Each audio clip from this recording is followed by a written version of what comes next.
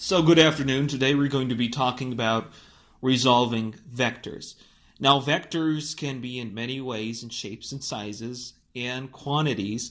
And so today we're going to take force vectors because these are very interesting vectors that we have to focus on today. So let's say we're in a vehicle and the vehicle is connected by two ropes. The first rope is pulling it with 100 newtons, okay?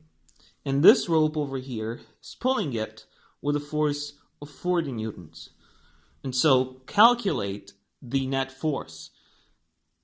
So the way to resolve this issue is to subtract these vectors from each other. And so we're going to get 100 minus 40 is going to equal 60 newtons in the direction of the bigger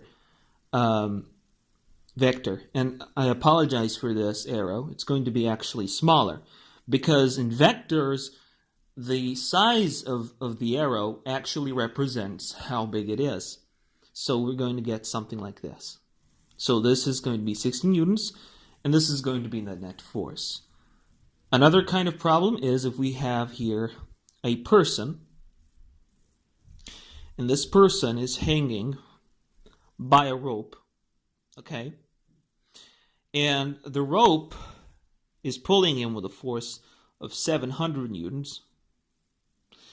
And there is also another rope that is pulling him by a force of 200 newtons. Now, the person's weight is equal to 70 newtons. Calculate the net force. To calculate the net force, we have to understand the directions. Then we need to bring the vector that's pulling it down. And so the vector that's pulling the object down is equal to 200 plus the weight of the person. So we have 270 newtons pulling downwards and 700 newtons pulling upwards. And so we'll subtract the greatest from the smallest. And so we'll have 700 minus 270.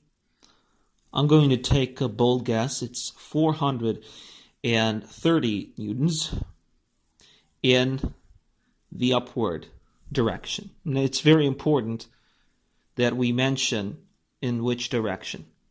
Okay? So I've made a mistake here, 60 newtons to the right, because it's a vector quantity. And vector quantities always need directions.